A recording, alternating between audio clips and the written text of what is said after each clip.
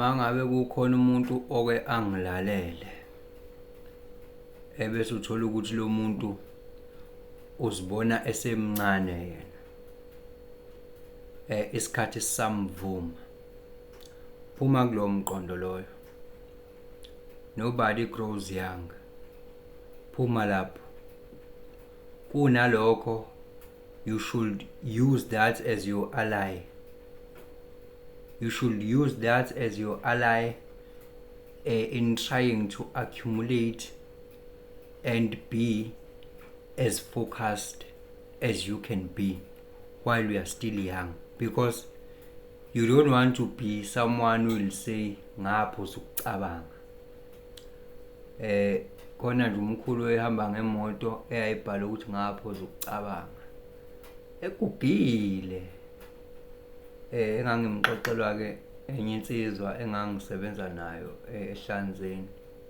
Kuyenzeka ke ukuthi uma ngabe izinto isahamba kahle uphuze ngempela ukucabanga njengokuba nje nemali eningi ucabange yonke imsangano, kodwa mase sayiphela suyasho ukuthi awu ngaphuza ukucabanga. So ke nobody grows young. Isikhathi siyahamba, time flies when we are having fun ngalesi sikhathi. Ubingile lo changes akhasho ukuthi kungenzeka noma yini noma inini noma kanjani kunoma ubani, ngoba impilo ayisiyona lento ocabanga ukuthi iyona. Possibilities are infinite in the universe. Your own consciousness is your own limitation. Kukude lapho esisuka khona futhi kukude lapho esiya khona. Beka phansi umoya ungatatazeli, uyabona. Yabona, I have noticed ukuthi impilo ayiyona ngempela lento le ocabanga ukuthi iyona. Ngibuka nangendlela iningi labantu licabanga ngayo. Licabanga in an opposite way than lokhu abakufunayo.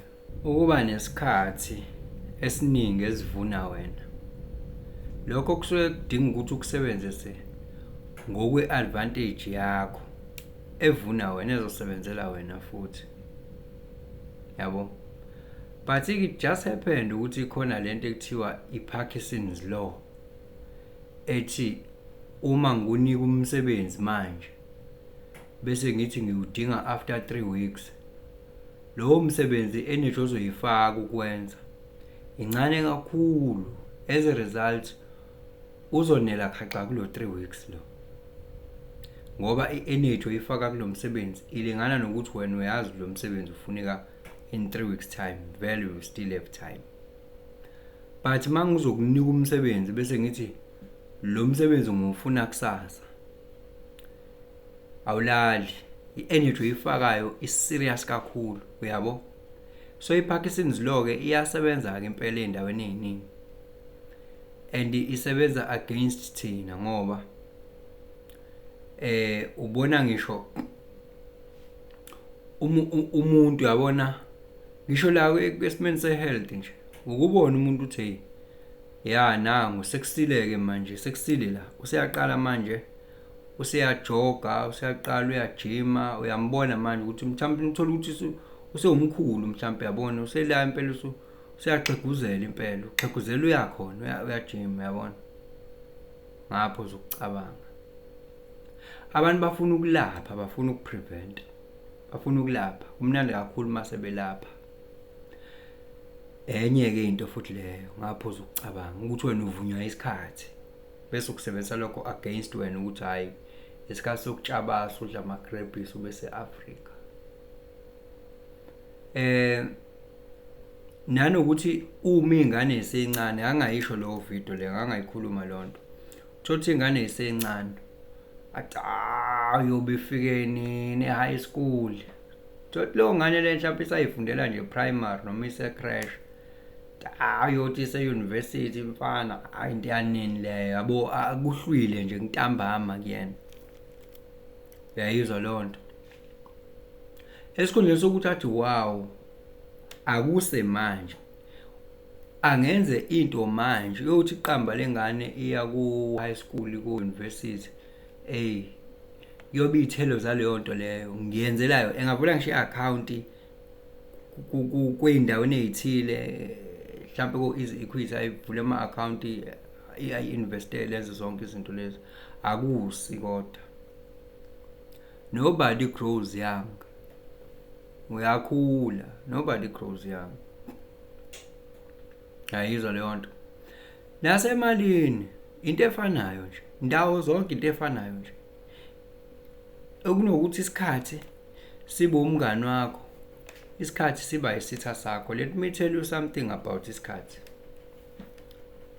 Isikhathi can be your friend, but isikhathi futhi can be your greatest enemy. Yayizwa lo depending ukuthi wenzani manje. Khumbula lo video wenzani manje.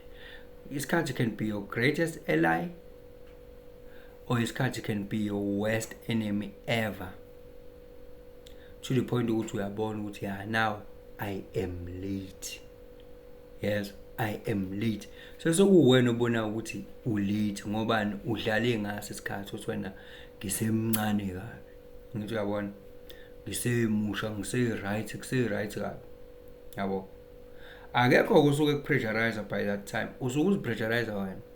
Impilo neutral, wena osuke ubona ukuthi ungathi liyakushonela wena. Uyayizwa leyo nto. But ke wherever ke lo phaphame khona, it's still fine. Kusekuhle kuse-right nje. Phela ngeke awukwazi ukugijima udlula izolo. Awukwazi ukugijima udlula izolo. Asikho isidingo sokugijima sokujaha. Ngoba nakho uzibona ukuthi usewulate wena. Cha awukwazi phela ukurecoup isikhathi esesilahlekile. Khona mathematically khona into engenzeki. Yes. Khona isigaba la khona ngiyosakwazi ukucover into ethile. Yabona nje ake ngithi mina ngiyaqala ukusebenza manje 2026 lo qala ukusebenza and vele ngiyoretire at 65. Manje mina mangiqala ngijumholo lokuqala ngibeka ini lento abathi i-retirement annuity. Yabo thatha lo ma retirement annuity lawo noma kubeka lo pension leyo pension fund le. Yabona angeke sizosifane wena uthola ukuthi wena uyithatha ku 55. Thatha ku 55 noma uyithatha but muzo uyithatha lapho nje usulate. Mangithi usulate ngisho awukazi ube late ngingaqhathanisi nalutho phela. Ulate manguqhathanisa nalo oqala manje ngo2026 ulate kunayo. Ngobani wena i-momentum osekumele ukuthi uyifake manje.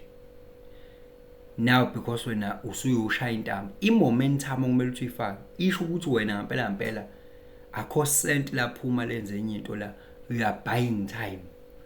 Yake khona la khona ukugcina kubanzima kakhulu okuwukuthi kungacost ukuthi wena your whole salary aye kwi-pension yonke noma kwi-retirement annuity ngendlela isikhathi sesihambe ngakhona. Yayizwa lonto. So leyo nto le isho ukuthini? Isho ukuthi khona isigaba la khona ngokwazi ukuthenga khona isikhathi. When it comes to money especially. Yabo. Imali ke ngakhuluma ukuthi it's a game vele.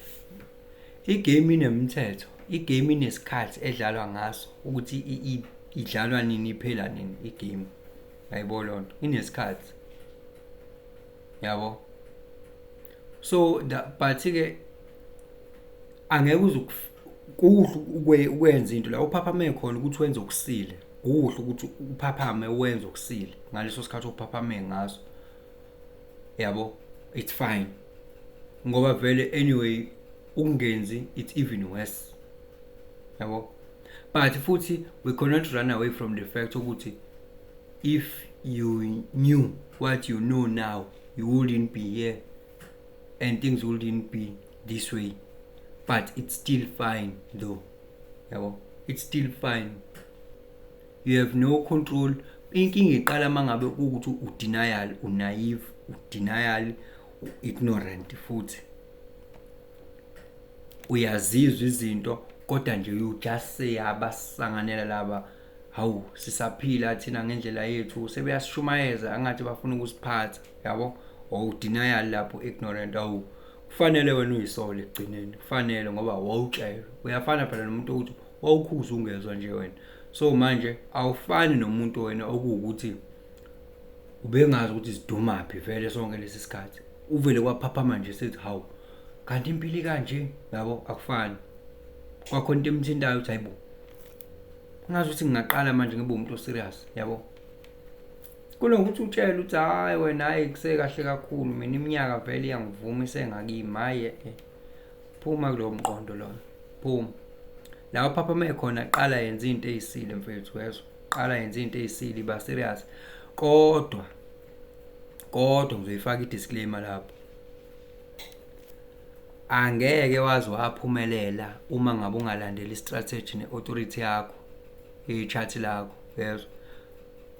Ngeke you won't make it ke lapho, ngoba phela wena yazi into ezokwenzeka yini, uzoba hasty. Thola ukuthi wena kuthiwa wait to respond or wait for invitation, wena uzoba hasty, yabo. By the time you are hasty and impatient, you lose a lot to the point ukuthi uzubona ukuthi you gotta chill, yabo. Uma uthi uzama ukuba impatient ngempilo, now uyabona ukuthi hayi kuyahlwa manje, and then ubamba idindi ziyasephuka, uqala lokhu uyapushing, uyaforcing things, ekubeni i-chat lakho mhlawumbe liyasho ukuthi wena uyi-generator or manifesting generator, you need to wait for something to come to you and then you respond to it. When you just initiate with your mind based on the fear ukuthi the time is running out. I wish you all the best. Now we reflect, project, awulindi. You just think ukuthi what is it that I need to do just because now I'm running out of time. Uzongena emabhanoyini akushaya imali ama schemes lawo.